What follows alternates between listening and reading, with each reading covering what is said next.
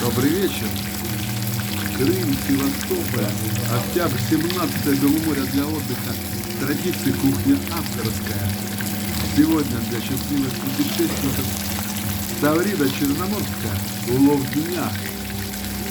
Крым прекрасен традициями.